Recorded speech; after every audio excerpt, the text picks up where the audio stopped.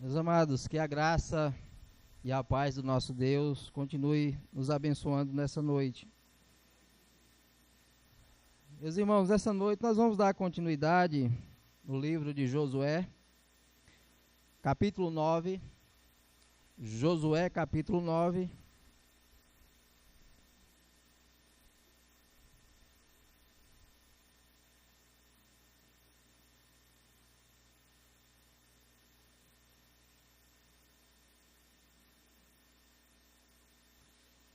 Nós leremos do versículo 1 até o verso 21. Josué, capítulo 9.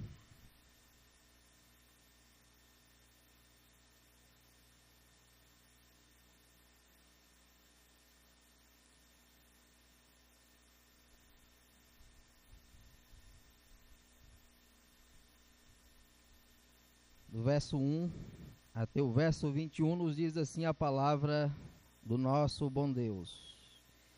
Sucedeu que, ouvindo isso, todos os reis que estavam daquém do Jordão, nas montanhas e nas campinas, em toda a costa do Mar Grande, defronte do Líbano, os heteus, os amorreus, os cananeus, os ferezeus, os heveus e os jebuseus, se ajuntaram eles de comum acordo para pelejar contra Josué e contra Israel.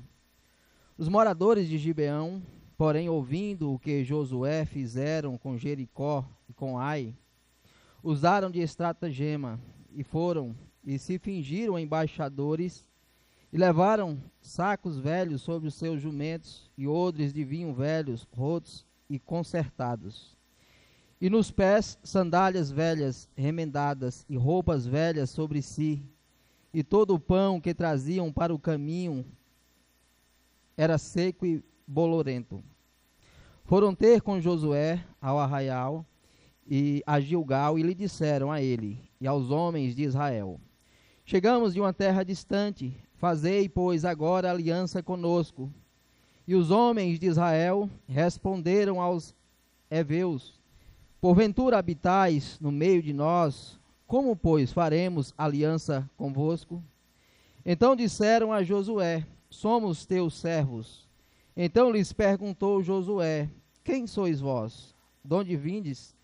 Responderam-lhe: teus servos vieram de uma terra muito distante, por causa do nome do Senhor teu Deus, porquanto ouvimos a sua fama e tudo quanto fez no Egito, e tudo quanto fez aos dois reis dos amorreus que estavam da além do Jordão, Seom, rei de Esbom, e Og, rei de Bazã, que estavam em Astarote.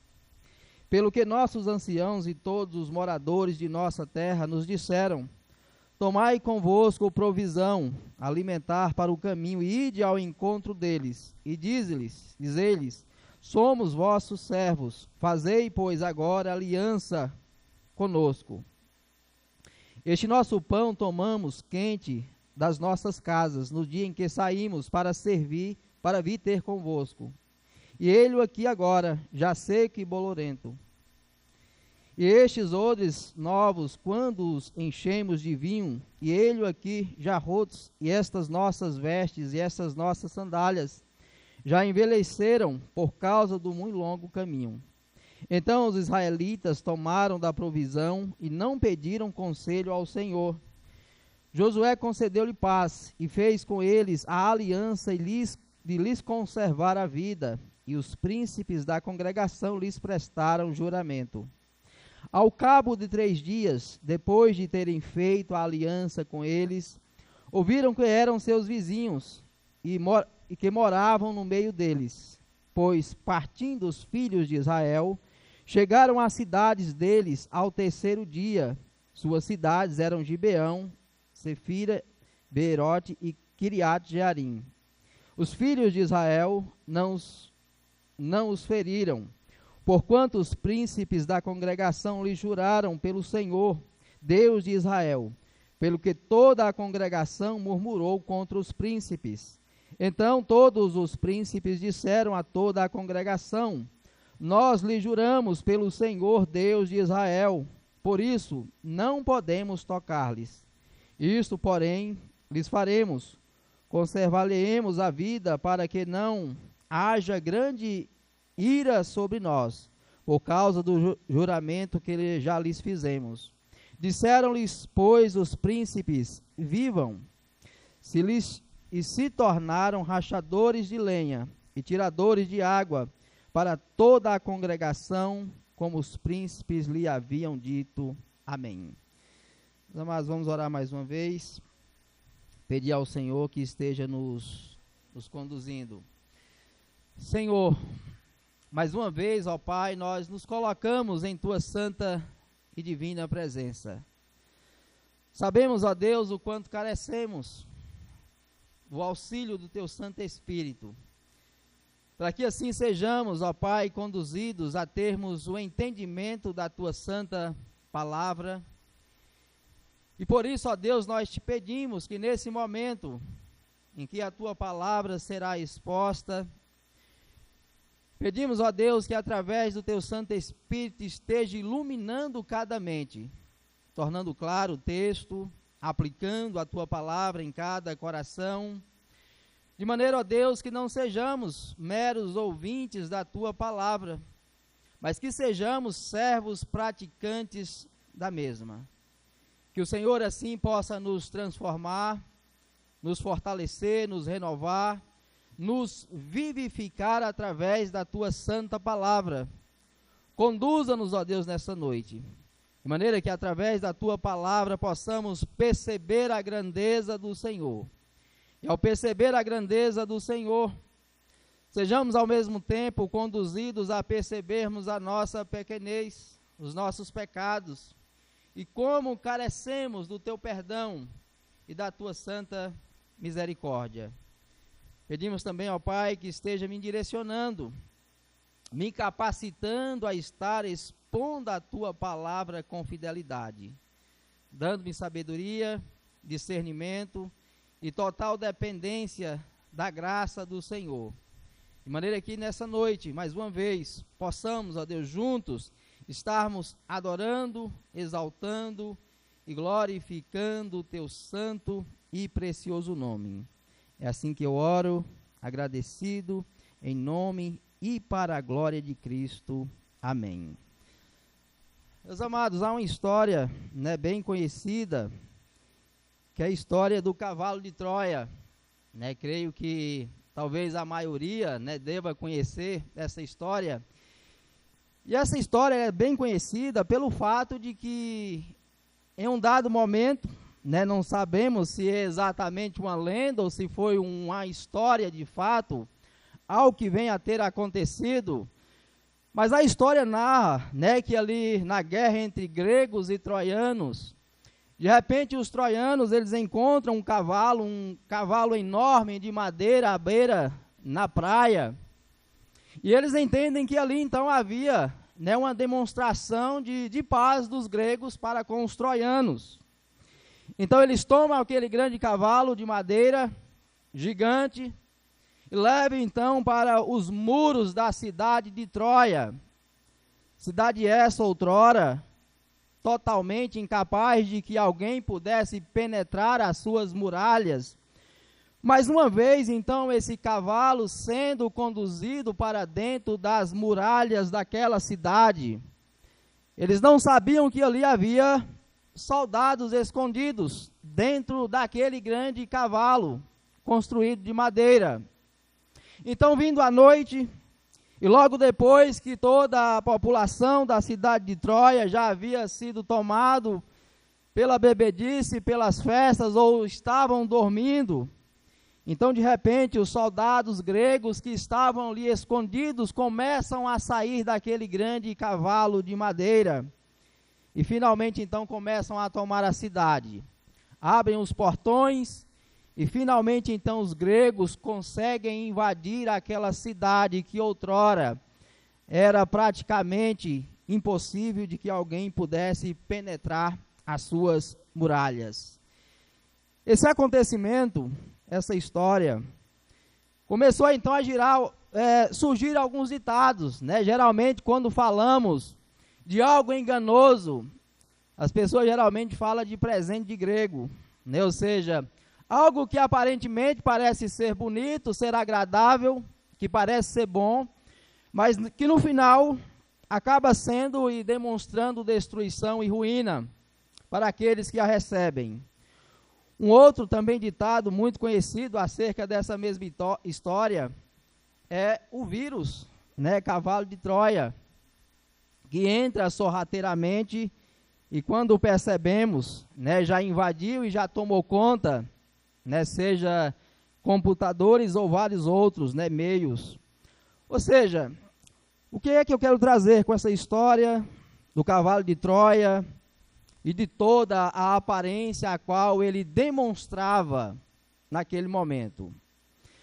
Geralmente nas Escrituras e também no livro do próprio Josué, nós vemos que em diversos momentos as pessoas estão sendo conduzidas por aquilo que veem, estão sendo atraídas pelos seus olhos, ou seja, aquilo que veem acaba atraindo a sua atenção e de que alguma forma acaba os conduzindo à sua própria ruína e à sua própria destruição, seja desde o jardim do Éden, quando Eva, ali também sendo atraída, pelo fruto, o qual havia sido proibido, de que ela e Adão não deveriam tomar daquele fruto. Mas vemos também no próprio livro de Josué, alguns momentos, as pessoas sendo tomadas por aquilo que vem. O próprio Acã, quando Israel invadiu Jericó e também tomou os muros daquela grande cidade, Acã também levado por aquilo que estava vendo, ele vê ali então uma boa capa babilônica, alguns utensílios ali de ouro e de prata, então tomado por aquilo que estava vendo, acaba também desobedecendo ao Senhor. Vemos também no Novo Testamento alguns momentos em que alguns são tomados pela curiosidade, ou talvez pela suposta necessidade de ter que ver, como o próprio Tomé, que diz então que ele só creria no Senhor, que de fato ele havia ressuscitado dentre os mortos, quando finalmente então ele visse o Senhor Jesus, visse os seus ferimentos, e pudesse então finalmente tocar e confirmar que ele então havia ressuscitado dentre os mortos. O texto qual nós acabamos de ler nos demonstra exatamente essa estratégia dos gibeonitas. É um texto que demonstra ao mesmo tempo como eles procuraram se disfarçar. Eles, por meio de vestes já bem gastas, sandálias, e também ali outros utensílios que eles estavam levando, tudo com a finalidade de aparentar a Israel alguém que estava fazendo uma viagem muito distante. Porque a ideia era exatamente demonstrar que eles não eram habitantes daquela região.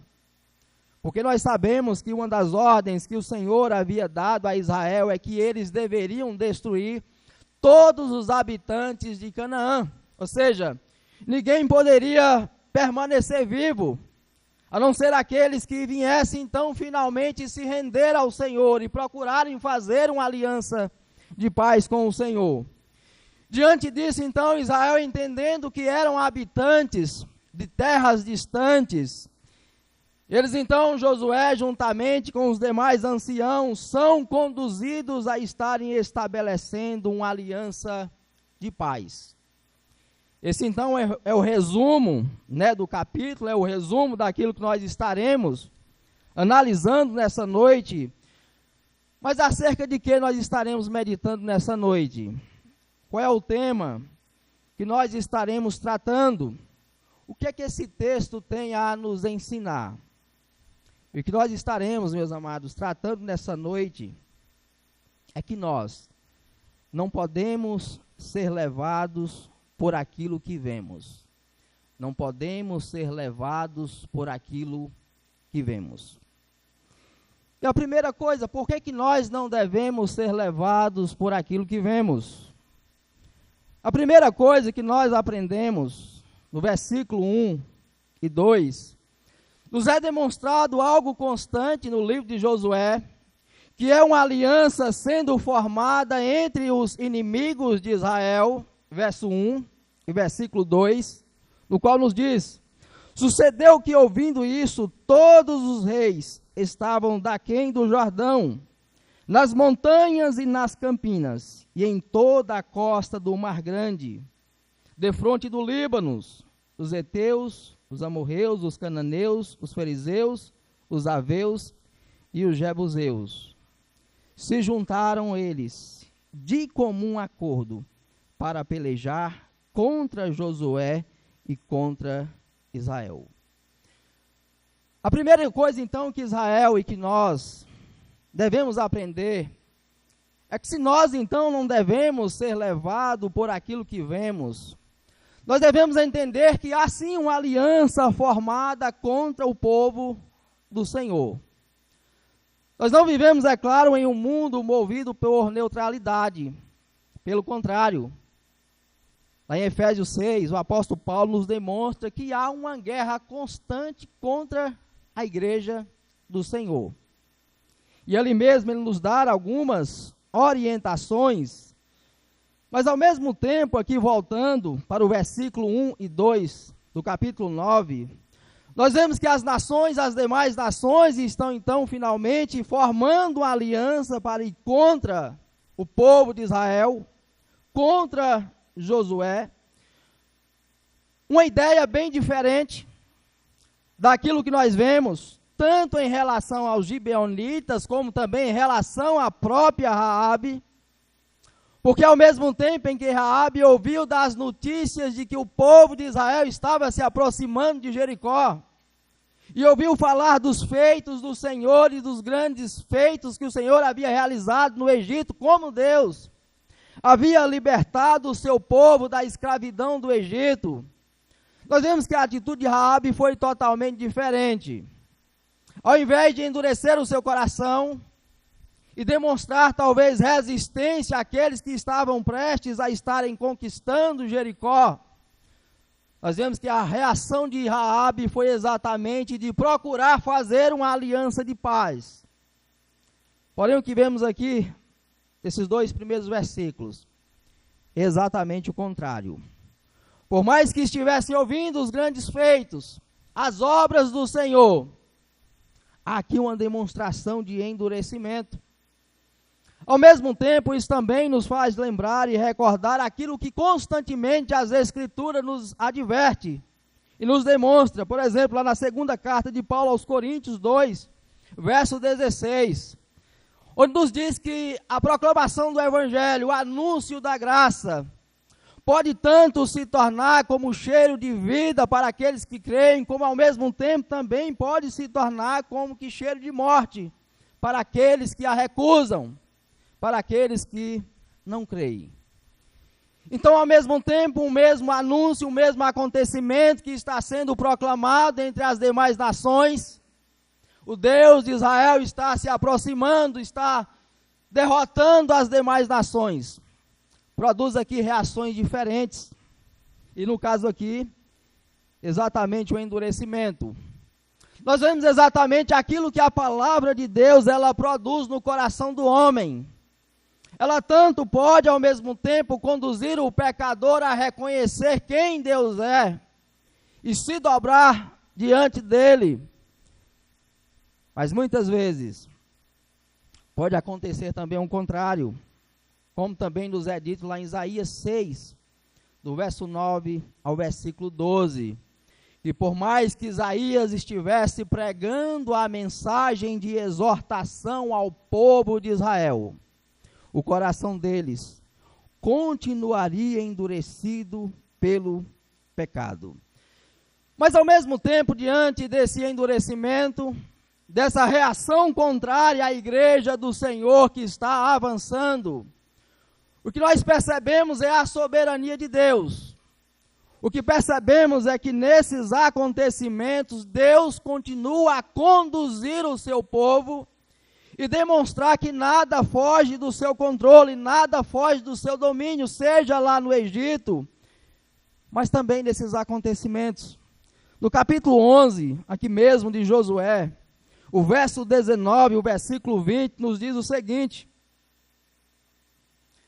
não houve cidade que fizesse paz com os filhos de Israel, senão os heveus, moradores de Gibeão, por meio de guerra, as tomaram todas, porquanto do Senhor vinha o endurecimento do seu coração, para saírem à guerra contra Israel, a fim de que fossem totalmente destruídos, e não lograssem piedade alguma, antes fossem de todo destruídos, como o Senhor tinha ordenado a Moisés.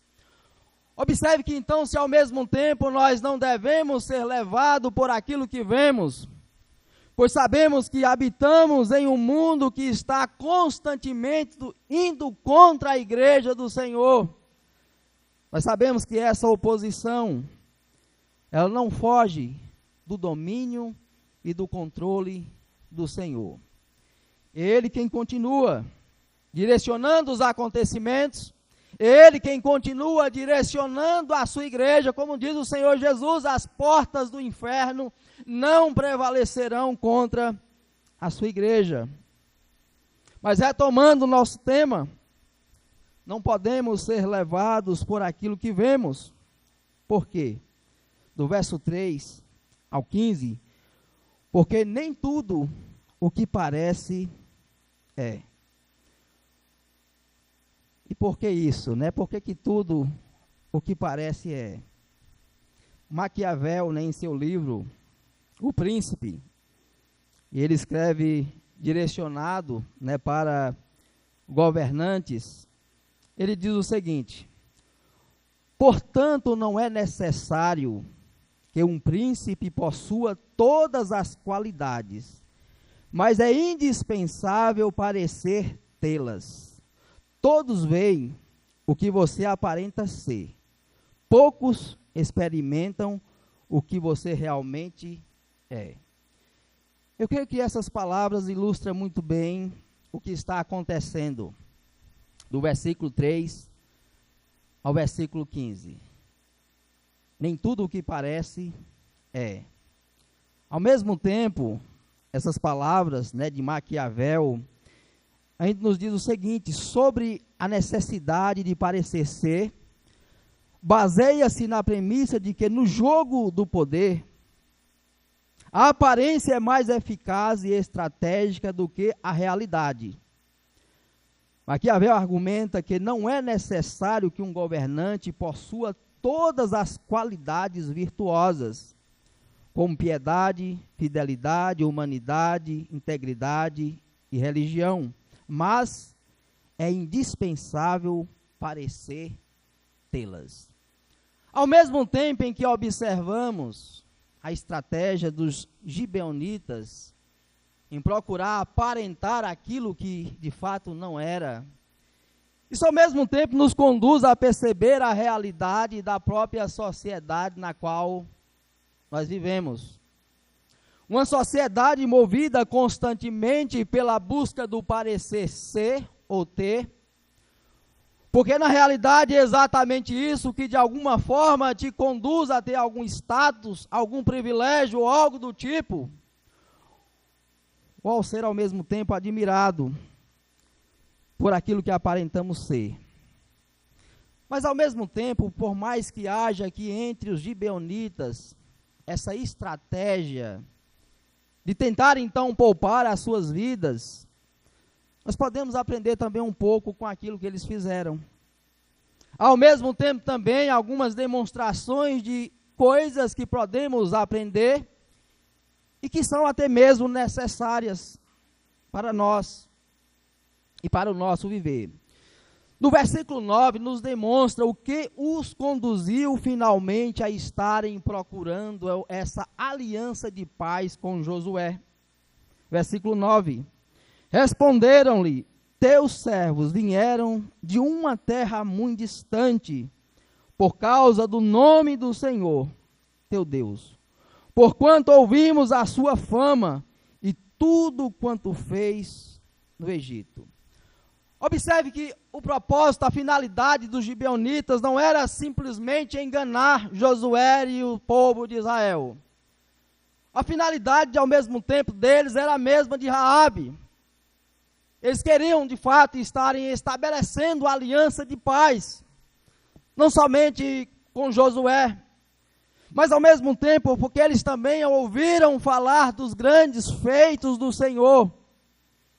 E ao contrário dos demais povos que demonstraram resistência e dureza de coração, eles entenderam que na verdade eles necessitavam estarem nessa aliança de paz com Deus de Israel. Isso nos faz, é claro, novamente relembrarmos de Raabe, da sua atitude, lá no capítulo 2, e de como tudo acabou sendo conduzido o desfecho, ou seja, Raabe sendo salva, assim também como os gibeonitas.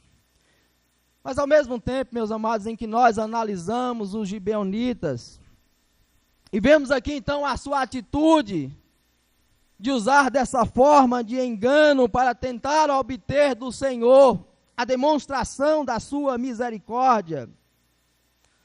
Observe que em nosso viver nós não somos tão diferentes dos gibeonitas.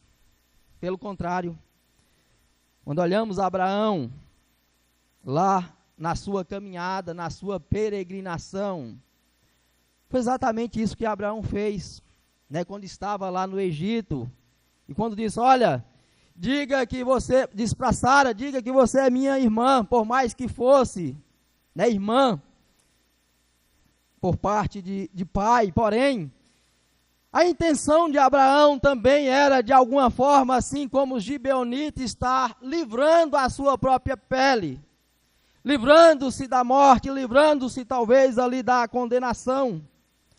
Quando olhamos também outros servos do Senhor, como Jacó, quando ele mesmo acabou usando de engano contra o próprio pai, fingindo ser o seu irmão, para que então finalmente pudesse estar sendo herdeiro das bênçãos do Senhor. E logo mais à frente, quando ele então finalmente está fugindo de Esaú, tomado pelo medo, porque sabia que poderia ser morto, lá em Gênesis 28, 22, vemos novamente Jacó, aquele que é o enganador, dizer ao Senhor, Senhor, se me abençoares em toda a minha jornada, ele faz ali uma espécie de barganha, se me abençoares, então te darei o dízimo de tudo o que me deres. Ou seja, novamente um homem de Deus sendo conduzido de alguma forma a agir com barganhas. Observe que nós não somos tão diferentes, muitas vezes, em nossa vida com Deus, em nosso andar com Deus. Muitas vezes agimos como se Deus não conhecesse quem de fato nós somos. Agimos muitas vezes como se pudéssemos esconder de Deus as nossas intenções, as nossas motivações, como se Ele não nos conhecesse no íntimo, no mais profundo do nosso ser. Ou seja, nós não somos tão diferentes daquilo que os gibeonitas aqui demonstraram. Ao mesmo tempo, também podemos aprender um pouco mais com eles. E talvez aqui já direcionando e aplicando um pouco mais para os próprios governantes, no versículo 11. O que nós vemos aqui é uma grande preocupação com a sua população. Veja o versículo 11. Pelo que nossos anciãos e todos os moradores de nossa terra nos disseram, tomai convosco provisão alimentar para o caminho, e ide ao encontro deles, e dizei-lhes, somos vossos servos. Fazei, pois, agora aliança conosco. Parece que aquela região não era necessariamente governada por um rei, mas por um conselho de anciãos.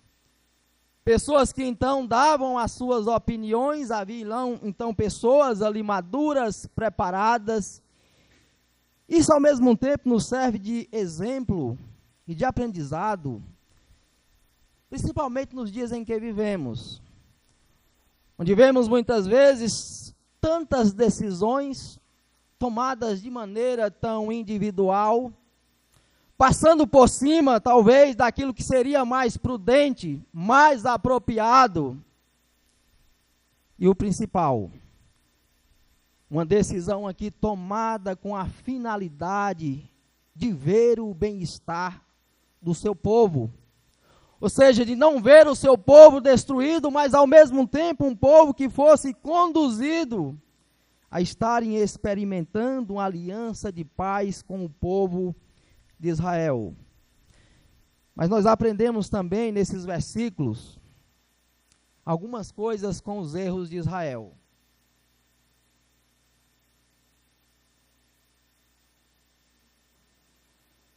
E a primeira coisa que nós aprendemos, e que é a principal em relação ao erro de Israel, do versículo 14, é da necessidade de consultar ao Senhor antes de tomarmos qualquer decisão. Verso 14. Então os israelitas tomaram da provisão e não pediram conselho ao Senhor. Tomaram da provisão e não pediram conselho ao Senhor.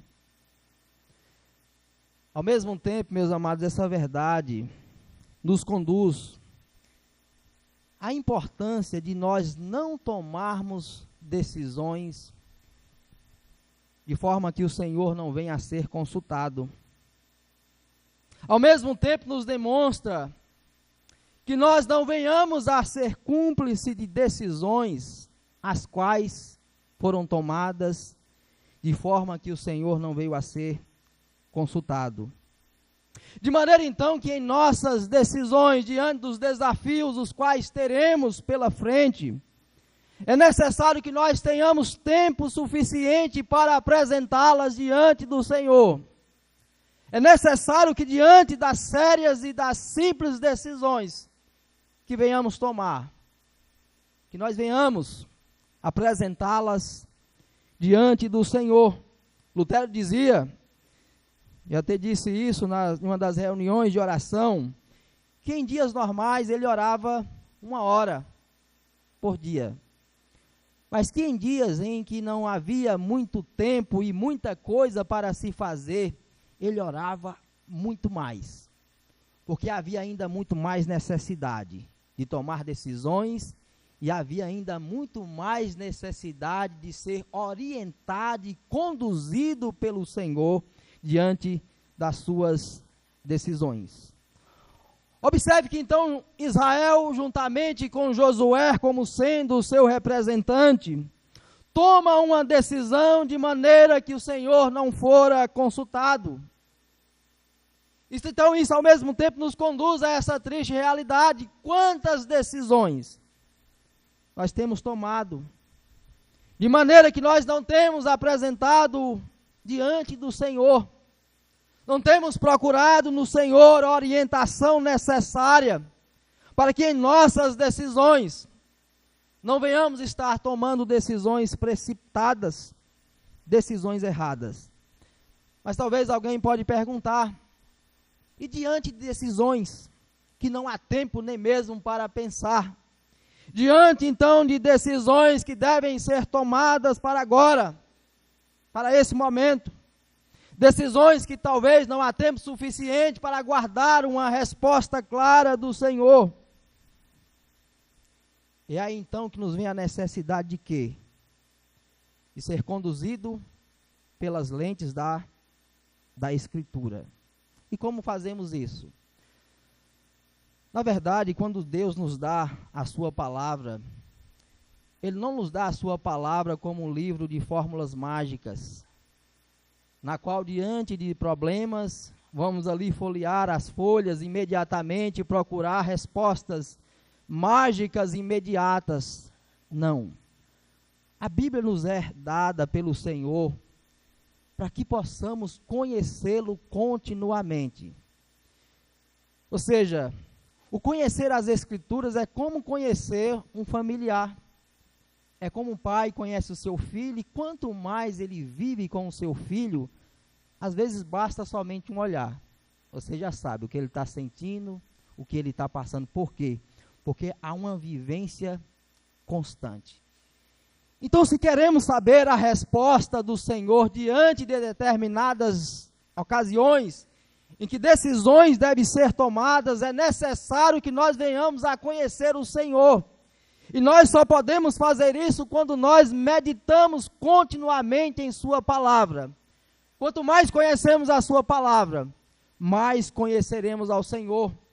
Quanto mais meditamos na sua palavra, mais saberemos quais respostas, quais decisões devem ser tomadas diante desses desafios. De maneira então que nós devemos ler as Escrituras não simplesmente quando estamos passando por situações, por problemas ou diante de decisões que devem ser tomadas, mas nós devemos conhecer as Escrituras já antevendo os desafios, os problemas, os quais enfrentaremos. Mas é claro, além disso, para que possamos manter essa vida de comunhão bem próxima, íntima com o nosso Deus, tanto por meio da oração, como também por meio das Escrituras. E esse foi exatamente o grande problema de Israel, o grande problema de Josué. Eles não consultaram ao Senhor, ou seja, foram conduzidos por sua própria vontade, tomaram as suas próprias decisões. Mas nós aprendemos ainda, diante desses versículos, do versículo 4, que se nós então não devemos ser levados por aquilo que vemos,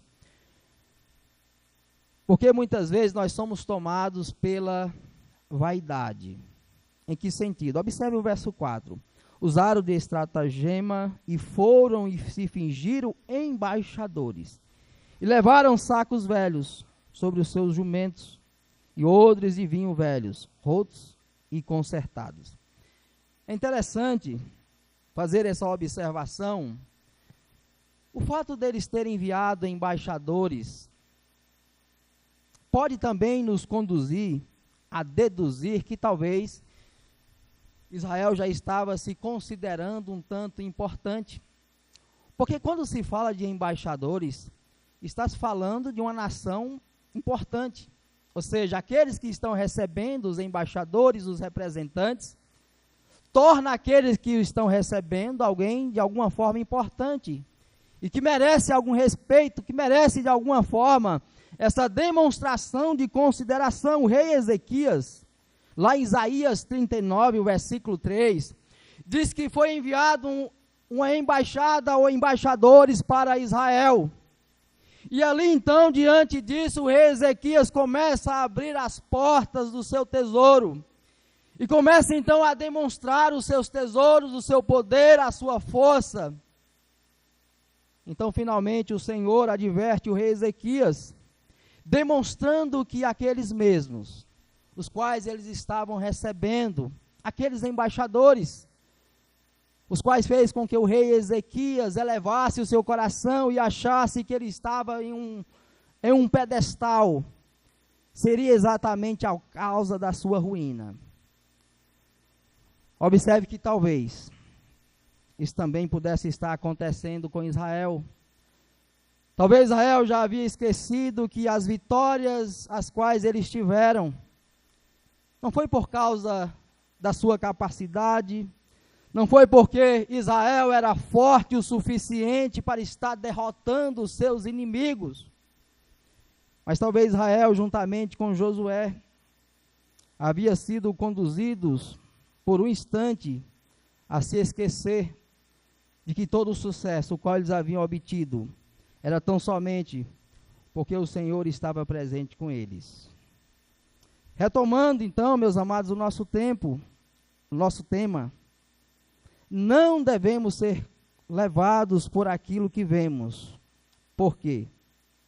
Do verso 16 ao 17. Porque muitas vezes vale a pena esperar um pouco mais. Verso 16 e 17. Ao cabo de 3 dias, depois de terem feito aliança com eles, ouviram que eram seus vizinhos e que moravam no meio deles. Pois partindo os filhos de Israel, chegaram às cidades deles ao 3º dia. Suas cidades eram Gibeão, Sefira, Beerote e Kiriate Jearim.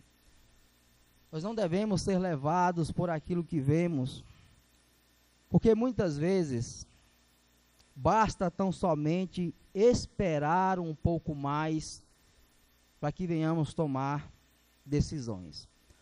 Observe que o prazo aqui foi tão somente de 3 dias. Se eles aguardassem tão somente mais 3 dias de caminhada, eles já perceberiam que aqueles homens habitavam aquela terra.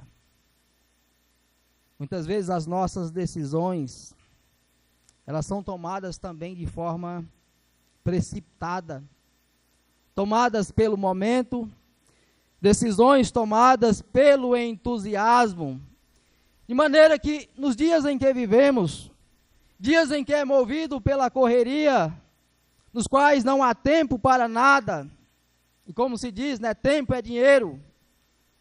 Observe que muitas vezes nós somos tomados pelo que vemos, porque não queremos aguardar.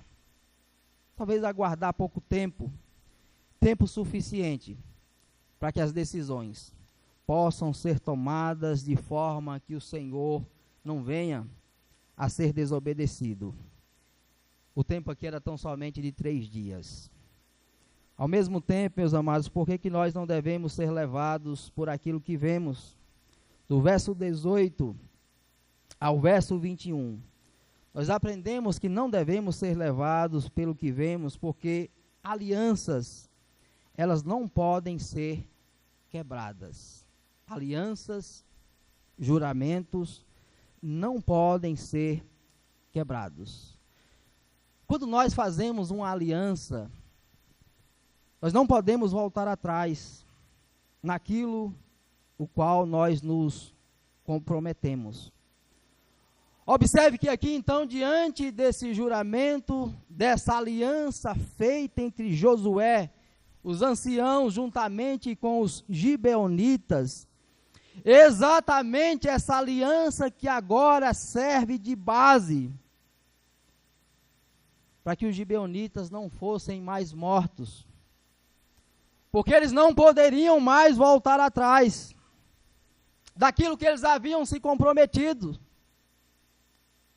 Ou seja, por mais que uma aliança muitas vezes seja feita contra a vontade do Senhor, mas desde que essa aliança ela não venha posteriormente a ser uma desobediência ao Senhor, ela tem que ser cumprida. Por exemplo, o Senhor ele diz que nós não devemos nos colocar em um casamento desigual, casamento misto. Mas uma vez você assumindo essa aliança, você não pode se desfazer dessa aliança, mesmo que seja algo contrário à vontade do Senhor. Nós não podemos quebrar os juramentos, a aliança a qual nós nos comprometemos. O Salmo 24 vai nos dizer que nós também não devemos deixar de cumprir com os nossos votos, com os nossos juramentos. Ele diz que nem que seja com dano próprio. Ou seja, quando nós então finalmente nós nos comprometemos com determinados compromissos, e no caso aqui o juramento, a aliança, estabelecida aqui várias outras alianças, as quais nós nos comprometemos, nós não podemos quebrá-las, mesmo que soframos o dano, mesmo que venhamos a sofrer sérios prejuízos, devemos garantir e cumprir aquilo o qual nós nos comprometemos. Interessante que no segundo livro de Samuel 21, vai dizer que o rei Saul, ele matou alguns gibeonitas, ou seja, ele desobedeceu e quebrou essa aliança feita aqui nesse período de Josué. De maneira então que a ira do Senhor se acendeu contra Israel. Então no período do rei Davi foi necessário que Davi reparasse esse erro, para que finalmente então a ira do Senhor se desviasse do seu povo, porque uma aliança fora quebrada. Meus amados, hoje nós teremos com grande alegria o batismo de Lucas. O batismo também, ao mesmo tempo, é essa aliança do crente feita com o Senhor. É uma aliança na qual demonstramos que pertencemos ao Senhor, mas que ao mesmo tempo também demonstra a nossa submissão ao Senhor. A nossa vida agora com o Senhor, que somos chamados agora para vivermos, sendo conduzidos em obediência à sua vontade. É uma aliança que demonstrará tanto para Lucas como também para nós, que devemos ao mesmo tempo nesse dia estarmos renovando essa aliança com o Senhor. E entenderem que um dia que nós fomos batizados e nos comprometemos a sermos fiéis ao Senhor, nós devemos ser zelosos por essa aliança. Nós não podemos viver continuamente quebrando essa aliança com o Senhor. Não somente a aliança do batismo, mas podemos também estender a aliança do casamento, seja aqueles que já se casaram, talvez em um casamento misto, seja aqueles que se casaram no Senhor. É um momento também de estarmos renovando a aliança que fizemos com o Senhor. De entender que a aliança, ela não pode ser quebrada. Compromissos que fazemos diante do Senhor não podem ser colocados de lado. Ao mesmo tempo, meus amados, no versículo 19, nós também aprendemos que não podemos consertar um erro com outro erro. O verso 19: então todos os príncipes disseram a toda a congregação: nós lhe juramos pelo Senhor, Deus de Israel, por isso não podemos tocar-lhes. Ou seja, um compromisso o qual nós firmamos, ele não pode ser quebrado com outro erro. Tomando novamente aqui a ilustração, como ilustração, o casamento misto. Uma vez um casamento então assumido e realizado, mesmo que tenha sido contra a vontade do Senhor, ele não pode ser consertado com um divórcio. Ou seja, eu não posso agora tentar consertar esse erro me divorciando. O que o verso 19 procura demonstrar é que esse compromisso que eles realizaram diante dos gibeonitas não poderia agora ser consertado com outro erro, ou seja, a matança dos gibeonitas. Por mais que eles tenham usado de engano, para que pudessem então serem poupados. Ou seja, nós não podemos consertar um erro cometendo outro erro. Mas também aprendemos do verso 21 que muitas vezes somos condenados a conviver com as consequências dos erros que cometemos. O verso 21 nos diz: disseram-lhe, pois, os príncipes: vivam, e se tornaram rachadores de lenha e tiradores de água para toda a congregação, como os príncipes lhe haviam dito. A história, as crianças vão se lembrar, e os adultos também, que um dia já foram crianças, vão se lembrar da história de Pinóquio. E cada vez que ele mentia, o seu nariz crescia. Ou seja, diante dos nossos erros, muitas vezes nós somos obrigados também a conviver com as consequências dos erros os quais nós cometemos. Seja o erro de Israel em ter tomado uma decisão que não for orientada pelo Senhor, seja no caso do rei Davi, quando cometeu adultério e que teve que conviver com as consequências do seu erro por toda a sua vida. Seja também diante dos nossos erros. Por mais que o Senhor nos perdoa, por mais que o Senhor nos demonstra misericórdia e graça, ainda assim, muitas vezes convivemos com os nossos erros. Os erros não são como roupas, que nós podemos trocar, tirar uma e vestir outra. Erros não são descartáveis. Muitas vezes os erros deixam marcas e deixam feridas. Meus amados, eu concluo